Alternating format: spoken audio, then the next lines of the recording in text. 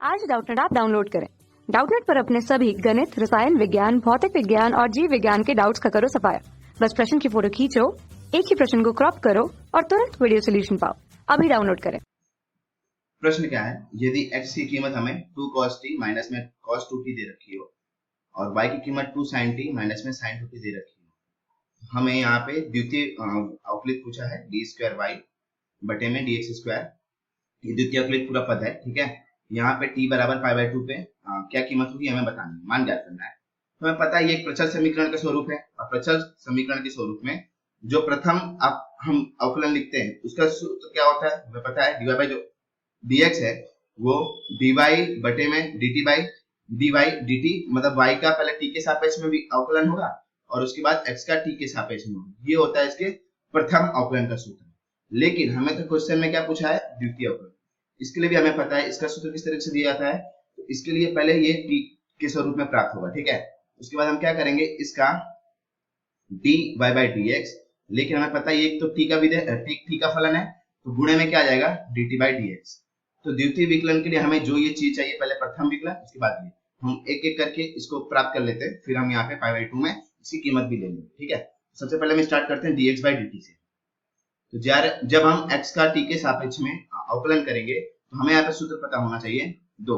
पहला सूत्र है कि जब भी cos x का हम अवकलन करते हैं तो वो दिया जाता है माइनस साइन x द्वारा, और दूसरा जो हमें सूत्र वो पता होना चाहिए sin x के बारे में। जब भी हम sin x का अवकलन करते हैं तो वो दिया जाता है cos x के द्वारा। जब हमें ये दो सूत्र पता चलेंगे तो ये क्या हो जाएगा, dx बाई dt की बात करें तो dx बाई dt हो जाएगा 2 cos का क्या हो जाएगा माइनस में cos का माइनस में sin t, और ये माइनस माइनस क्या हो जाएगा प्लस, क्योंकि यहाँ पे 2t है मतलब श्रृंखला का नियम लगेगा और 2 गुणा में आ जाएगा, मतलब क्या हो जाएगा 2 sin 2t, ये हो जाएगा इसका, ठीक है। उसी तरह हम y का भी कर सकते हैं, तो y के लिए हमें समीकरण की आवश्यकता पड़ेगी, तो अभी देख लेते हैं वहीं से। तो क्या हो जाएगा dy बाई dt क्या करेंगे तो इसका हो जाएगा 2 cos t, ठीक है, और माइनस में फिर से श्रृंखला के नियम से 2 का गुणाकार हो जाएगा और माइनस में cos 2t। अब हमें यहाँ पे सारी चीजें पता चल गई हैं dy बाई dx के लिए। तो dy बाई dx के समीकरण में ये दोनों कीमत को जब हम रखेंगे इन दोनों को यहाँ पे, पहले लिखना है dy बाई dt, मतलब कि क्या हो जाएगा 2 cos t माइनस में cos 2t। जो पहले प्लस है वो माइनस उसका हम उस तरीके से लिख देते हैं, मतलब पहले इसको लिख देते हैं तो हम क्या लिखेंगे 2 sin 2t और माइनस में यहाँ पे 2 है तो 2 sin t, ठीक है। अब जो समान है दोनों में दो वो बाहर आके कट जाएगा, मतलब कि ये समीकरण कुछ नहीं है बल्कि इसको हम ऐसे भी लिख सकते हैं cos t माइनस में cos 2t और अपॉन में आ जाएगा sin 2t माइनस में sin 2। तो अब इसके लिए हम ऐसे डायरेक्ट इसका t के सापेक्ष में करेंगे तो ये बहुत जटिल हो जाएगा। उसके लिए हम क्या कर सकते हैं कि इसको cos और cos के जो माइनस का जो सूत्र है वो और sin के माइनस का सूत्र का इस्तेमाल यहाँ पे हम कर लेते हैं।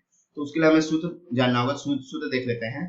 तो इसका सूत्र जो दिया जाता है वो है जब कभी भी cos a और माइनस में cos b, ठीक है, तो ये इस किसके बराबर होता है, तो माइनस में 2 sin, पहले दोनों को आप ऐड कर दो और 2 से भाग दे दो, तो sin a plus b by 2 और फिर क्या होता है a माइनस b बाई 2।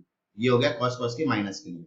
ऐसे ही एक सूत्र होता है क्योंकि sin का माइनस है तो वो भी हमें इस्तेमाल करना पड़ेगा, तो वो भी हम देख लें। तो क्या हो जाएगा 2 cos में यहाँ पे क्या करना पड़ेगा, cos आता है तो cos a plus b by 2 और ऐसे ही गुणा में क्या आ जाएगा cos a minus b by 2। जो अगर हमें इस सूत्र के बारे में पता हो तो हम इस दिए गए प्रश्न में इसको लिख लेते हैं। तो क्या बन जाएगा हमारा dy बाई dx हमारा बन जाएगा बराबर में, पहले तो क्या 2 साइन में जाएगा, दोनों को ऐड कर देते हैं तो माइनस आएगा भाग, ठीक है। तो पहले 2 प्लस 2 मतलब 3t बाई 2 हो जाएगा, ठीक है। इसी तरह साइन में दोनों को हम घटा लेते हैं तो माइनस में साइन t बाई 2 बचेगा, ठीक है। अगर हम भागा डिवाइड में देखें तो क्या साइन का माइनस है, मतलब क्या हो जाएगा 2 गुणाकार में cos फिर से 3t बाई 2 हो जाएगा और यहाँ पे क्या हो जाएगा साइन। यहाँ पे हमें ध्यान देना पड़ेगा कि यहाँ पे cos नहीं बल्कि जब कभी भी साइन हो तो साइन cos में जाता है, जब cos का प्लस हो तो साइन में जाएगा, साइन का माइनस प्लस हो तो साइन cos में जाएगा। तो ये हमेशा क्या होगा, क्योंकि यहाँ माइनस है तो साइन माइनस में जाएगा, तो साइन t बाई 2 बचेगा, ठीक है।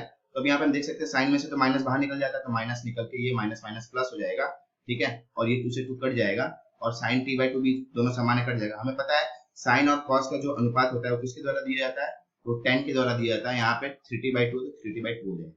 अब हमारे पास dy बाई dx तो पूरा मिल गया। अब हमें क्या चाहिए, अब हम इस सूत्र में जो हमारा है उसमें हम वैल्यू रख देते हैं, तो हमारा द्वितीय विकलन मिल जाएगा D square by T x square बराबर में क्या था सूत्र, तो जो भी हमारा ये विधेय है उसका टी के सापेक्ष में विकलन, टी के सापेक्ष में हम देख लेते हैं क्या किसके सापेक्ष में, हाँ टी के सापेक्ष में dy बाई dx का विकलन, टी के सापेक्ष में, ठीक है, यहाँ पे टी के सापेक्ष में क्या है इसका विकलन, मतलब इसका tan 3t बाई 2 का, और गुणाकार में क्या हो जाएगा dt बाई dx हो जाएगा। dt बाई dx कहाँ से मिलेगा, हमें यहाँ से मिल जाएगा, ये पहले वाले से dx बाई dt है, इसी का आप उल्टा कर दोगे है ना, मतलब इसका आप ले लोगे तो विलोम ले लोगे तो आपको मिल जाएगा, ठीक है।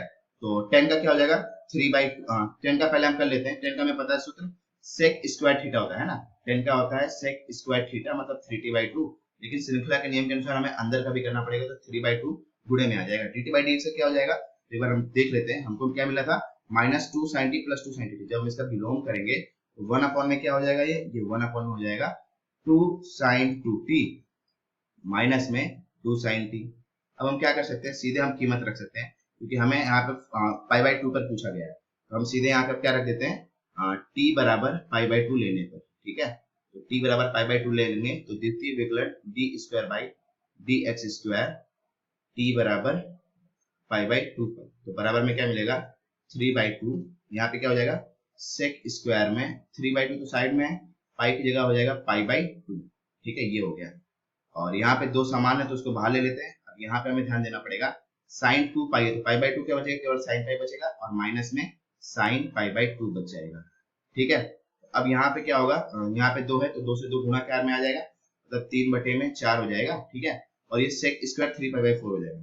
हमें पता होना चाहिए यहाँ पे दोनों की कीमत की सेक स्क्वायर पहले हम लिख लेते हैं 3 पाई बाई 4, साइन पाई की कीमत कितने द्वारा दी जाती है, साइन पाई की कीमत 0 के द्वारा, साइन पाई बाई 2 की कीमत -1 के द्वारा, तो ये 0 -1 हो जाएगा, ठीक है। अब यहाँ पर हम देखें कि सेक स्क्वायर 3 पाई बाई 4 की कीमत क्या होगी, तो हमें पता है कि सेक स्क्वायर 3 पाई बाई 4 कुछ नहीं है, बल्कि हम इसको ऐसे भी लिख सकते हैं सेक स्क्वायर पाई माइनस में पाई बाई 4, तो 3 पाई बाई 4 हो जाएगा, और sec square pi minus theta, मतलब कौन सा चरण, द्वितीय चरण, लेकिन स्क्वायर तो प्लस में रहेगा, तो सेक स्क्वायर पाई बाई 4 के बराबर होगा, अर्थात इसकी कीमत हो जाएगी वर्गमूल में 2 के बराबर, और इसकी कीमत 2 के बराबर हो जाएगी। तो अब हम इसकी कीमत यहाँ पे लिख लेते हैं, तो क्या हो जाएगी 3 बाई 4 गुणे में आ जाएगा 2, और यहाँ पे आ जाएगा 1 अपॉन में -1, ठीक है। अब अगर इसको हम थोड़ा सादा स्वरूप देंगे तो यहाँ से कट जाएगा 2, तो फाइनली हमें जो वैल्यू मिलेगी -3 बाई 2। तो जो हमें प्रश्न में पूछा गया है कि द्वितीय विकलन x के सापेक्ष में, उसके बाद t की कीमत पाई बाई 2 रखने पर जो हमें कीमत मिल रही है वो मिल रही है -3 बाई 2, तो ये पूछे गए प्रश्न का हमारा जवाब हो जाएगा। कक्षा 6 से 12वीं से लेकर नीट, IIT, JEE वो एडवांस के लेवल तक 1 करोड़ से ज्यादा छात्रों का भरोसा। आज ही डाउनलोड करें डाउटनेट ऐप या व्हाट्सएप करें अपने सारे डाउट्स 8400 400 400 पर।